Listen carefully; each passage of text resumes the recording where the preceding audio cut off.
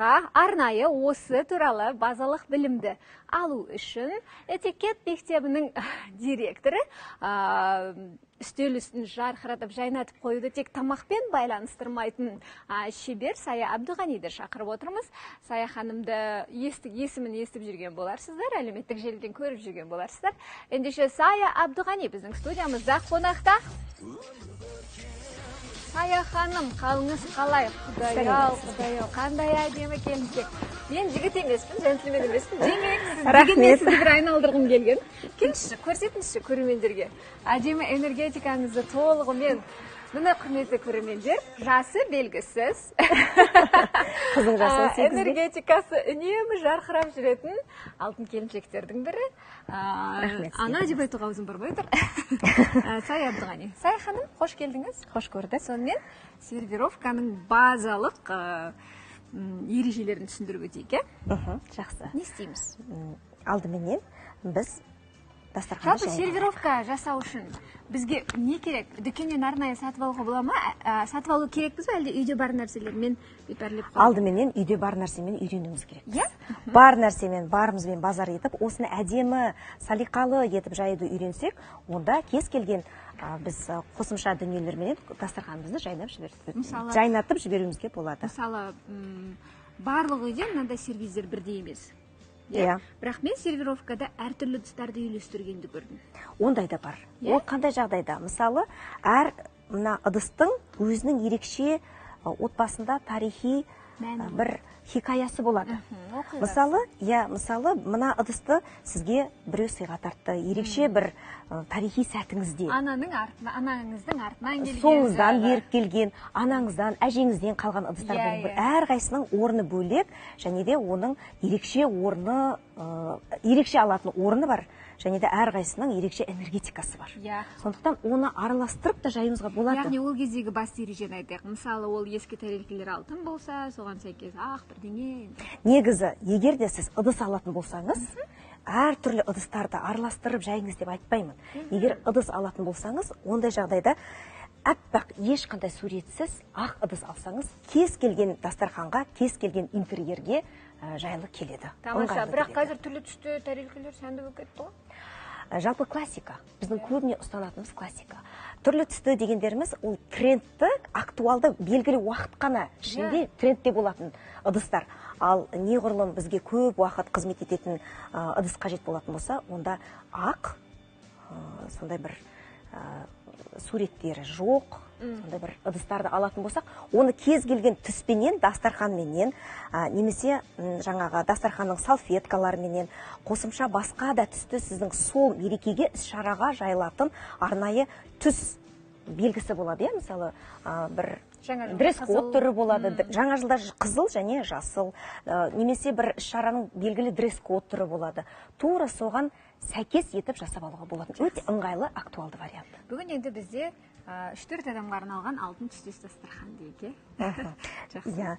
Бұл жерде біз ең алдыменен дастарханның, ең бірінші біздің дастарханға мән беруіміз керекпіз. Дастарханымыз біздің үтіктелген, ешбір мұжылған, бүктелген ісі болмау керек дастарханда. Өте таза, және де ақ дастарханның үстіне кез келген басқа түстерменен үйлестіріп, әдемі етіп жайып алуымызға болады. Дастарханға бізге сән беретін, негізгі ыдыстардан бөлек сән беретін қосымша канделябр, гүлдер, көкөніс, жемістер қойсақ болады. Канделябр қандай да бір ерекше бір сәндік береді дастарханға. Оны моншақтармен сәндесек те болады. Түрлі. Өте әдемі, ғажайып. Түрлі ерекшелік. Жалпы дастархан әйелдің айнасы. Анасына қарап, қызынан ыдысына қарап, асын іштейді қазақта. Сондықтан әйел адамның үйге келген кезде қонақтары дастарханына қарап, әйелдің қандай екеніне баға беріп жатады. Ол тек қана қонақжай халыққа, біздің қазақ елінде ғана емес, жалпы жер бетіндегі әйел затына тиесілі қасиет. Сондықтан өзіңіз туралы артық айтпасаңыз да, дастарханыңызға қарап сіздің қандай әйел екеніңізді, қаншалықты эстетикаңыздың қаншалықты дәрежеде қойылғаны, сіздің этикетті білетініңіз жайында барлығы осы дастарханыңызға қарап қонақтар баға бере алады. Ең бірінші ереже, біз мейрамханаға келгенде болсын, үйге қонақ шақырғанда болсын, ең бірінші ұстанатын ережеміз бұл салфетканы дұрыс жайып қоюымыз керекпіз. Мынандай бұйымдарды үйдегі қасық вилканың түсіне қарап аламыз ба, мынаны қалай, қандай таңдаймыз? Неше түрлісі бар? Оның түрлері көп. Бұның ең оңай варианты қолдан жасамасаңыздар да болады. Егер оны жасамайды ешкім.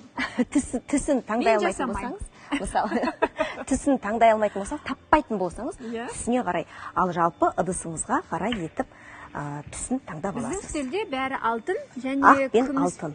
Яғни бұл универсал дастархан деп айтсақ болады шығар, иә? Классикалық дастархан. Мысалы, хром түспен латунь араластырмайды ғой? Жалпы болады.